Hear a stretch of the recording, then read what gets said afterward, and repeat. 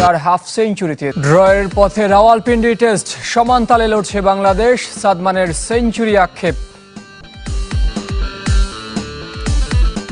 হত্যা মামলার আসামি সাকিব, ভাবমূর্তির সংকটে জাতীয় দল, নিশ্চুপ বিসিবি। সাকিব যদি শুধুই একজন ক্রিকেটার হিসাবে থাকতেন তাহলে কি আজকে এই মামলার সম্মুখীন তাকে হতে হতো? নিশ্চয়ই হতে হতো না। অনিশ্চিত ভবিষ্যৎ নিয়ে ফুটবলে টিকে রইল চট্টগ্রাম আবাহনী। এবারও বিদেশি লিগে খেলতে পারেন জামাল ভুঁইয়া। শুরুতেই জানাবো রাওয়ালপিন্ডি টেস্টের খবর। প্রথম ইনিংসে লিড নেবার স্বপ্ন দেখছে বাংলাদেশ। 4 হাফ সেঞ্চুরিতে তৃতীয় দিন শেষে টাইগারদের সংগ্রহ 5 উইকেটে 316 রান, এখনও পিছিয়ে 132 রানে। বিনা উইকেটে 27 রান নিয়ে দিন শুরু করে টিম টাইগার্স। জাকির দ্রুত ফিরলেও সাদমান মুমিনুলের ব্যাটে প্রতিরোধ করে টাইগাররা। হাফ সেঞ্চুরি করেন মুশফিক ও লিটন দাসও। পাকিস্তানের খুররাম শেহজাদ নেন 2 উইকেট।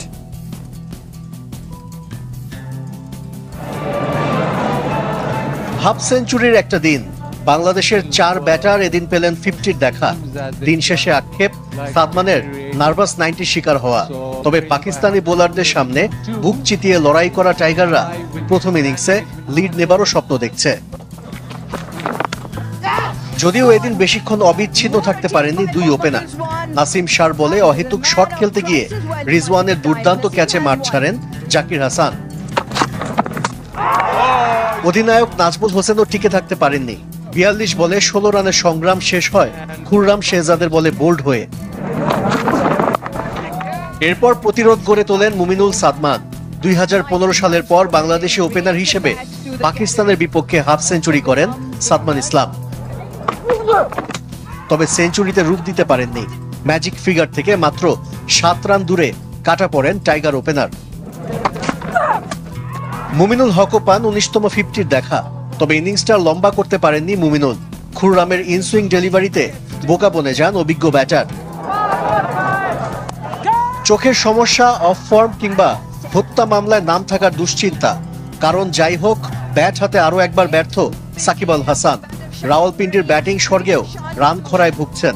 টেস্টে প্রথমবার বল হাতে নেয়া সাইম আইয়ুবকে উইকেট উপহার দেন নাম্বার 75। তাতে অবশ্য পথ হারায়নি বাংলাদেশ। লিটন দাসকে নিয়ে লড়াই চালিয়ে যান অভিজ্ঞ মুশফিকুর রহিম। টেস্টে 28তম হাফ সেঞ্চুরি পূর্ণ করেন মিস্টার ডিপেন্ডেবল। সেই সাথে দ্বিতীয় বাংলাদেশি হিসেবে আন্তর্জাতিক ক্রিকেটে 15,000 রানের মাইলফলকে পৌঁছান মুশফিক।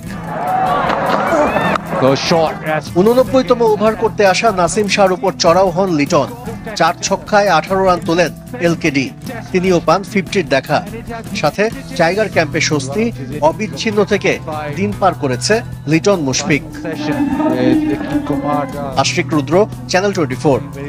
হত্যা মামলার অভিযুক্ত সাকিব আল হাসান এমন অবস্থায় বাংলাদেশ অলরাউন্ডার আন্তর্জাতিক ক্রিকেটে প্রতিনিধিত্ব করতে পারবেন কিনা এ নিয়ে উঠছে জামিল উদ্দিনের মতে সংকটে পড়বে বিসিবির ভাবমূর্তি।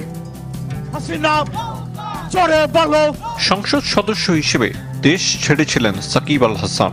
এখন কাঁধে হত্যা মামলার বোঝা। ক্যারিয়ার জুড়ে সঙ্গী হয়েছে বিতর্ক, কখনো মাঠে কখনো মাঠের বাইরে। সরকার পতনের সাথে সংসদ সদস্যের পদ হারিয়েছেন। রাওয়ালপিন্ডি টেস্ট চলাকালীন নতুন করে দুঃসংবাদ পেয়েছেন টাইগার অলরাউন্ডার।